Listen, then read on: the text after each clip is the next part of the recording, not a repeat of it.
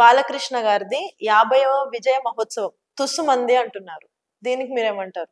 అంటే బాలకృష్ణ గారు నట జీవితం ప్రారంభించి ఇప్పటికి 5 దశాబ్దాలు అంటే 50 ఏళ్ళు సక్సెస్ఫుల్ గా నటుడుగా హీరోగా స్టిల్ హీరోగా అవును.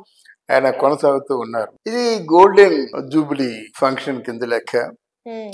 ఇండస్ట్రీలో అన్ని శాఖల వరకు కూడా చేశారు, కానీ నాకెందుకు అంత సంతృప్తిగా లేదు. ఎందుకని? ఎందుకంటే జనరల్ గా 50 సంవత్సరాల ప్రయాణాన్ని స్పష్టంగా చెప్పేవాళ్ళు కావాలి. ఆ స్పష్టంగా చెప్పే వాళ్ళలో బదిలీ చేసేవాళ్ళు మనకు వద్దు. తర్వాత గెస్టులు కూడా ప్రేక్షకులు ఎక్స్పెక్ట్ చేసినటువంటి గెస్టులు రావాలి. ఆ గెస్టులు ఎవరు? చిరంజీవి తప్ప నాకు ఎవరు ముఖ్యమైన గెస్టులు ఎవరు నాకు కనబడలే.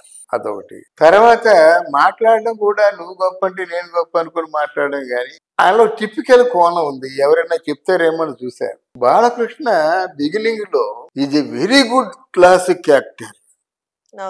అంటే లో ప్రొఫైల్ మెయింటైన్ చేసేవాడు, డైలాగు న్యాచురల్ గా చెప్పేవాడు, హావభావాలు చాలా అన్నదమ్ముల అనుబంధం కానీ తాతమ్మ కళ కానీ చూస్తుంటే ఎంత ముద్దు వచ్చేవాడు. చాలా సెటిల్డ్ గా డైలాగ్ చెప్పేవాడు అన్నమాట. సినిమాలు ఈ నరసింహరాయుడు, సమన్ సింహారెడ్డి, ఆ పూలు ఈ పూలు వచ్చాయి కదా, దాంతో మాడ్యులేషన్ మార్చేసి నేను చూసిన వాడు బాలకృష్ణేనా అనిపిస్తుంది నాకు. కానీ ఆ మార్పు ఒకటి మాత్రం ఆయన్ని నటుడుగా బాగా పైకి తీసుకెళ్లేలా చేసింది. కొంత ఆయనలో లోపాలని మనం అనుకోకపోయినా బాలకృష్ణ గారు మాట్లాడుతుంటే మనం ఏమనుకుంటాం, ఇలా అంటారు కదా, మరి ఒక రాంగ్ డిక్షన్కి వెళ్ళిపోయాడు. ఏమని చెప్తారో చూశానమాట. ఇప్పుడు అఖండ సినిమా నుంచి అరుపులు మెరుపులే మాట ఇలా కొనసాగిపోతున్నాడు ఆయన. తర్వాత ఎవరు పెద్దవాళ్ళు అందరూ రావాలండి. ఇక్కడ వాళ్ళ ఫ్యామిలీ వాళ్ళు రాకపోవడం ఒకటి చాలా వెలితి.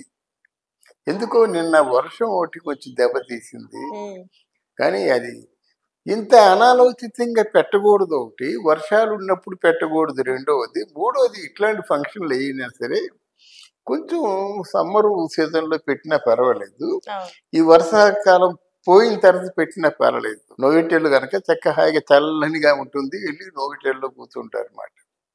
అవన్నీ లేకుండా పెట్టడం మాత్రం ఏదో వెల్తిగా అనిపించింది నాకు. అది ఒక 50 సంవత్సరాల పండగలా లేదు.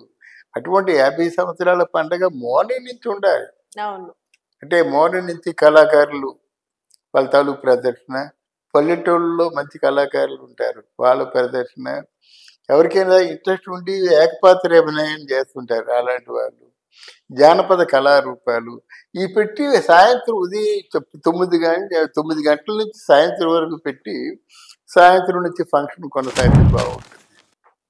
బట్ ఏదైనా సరే మొత్తానికి బాలకృష్ణ గారి ఫంక్షన్ అయింది అనిపించుకుంది, కానీ ఇది రిమార్కబుల్ గా అయింది అనిపించుకోలేదు. ఒక ల్యాండ్ మార్క్ లాగా అనలేదు, మామూలుగా అయింది అంతే. ఎప్పటికీ గుర్తుండిపోయేలాగా అయితే మాత్రం జరగలేదు అంటారు. అవునవును, ఇది మొత్తానికి కొంచెం మిస్ఫైర్ అయ్యింది.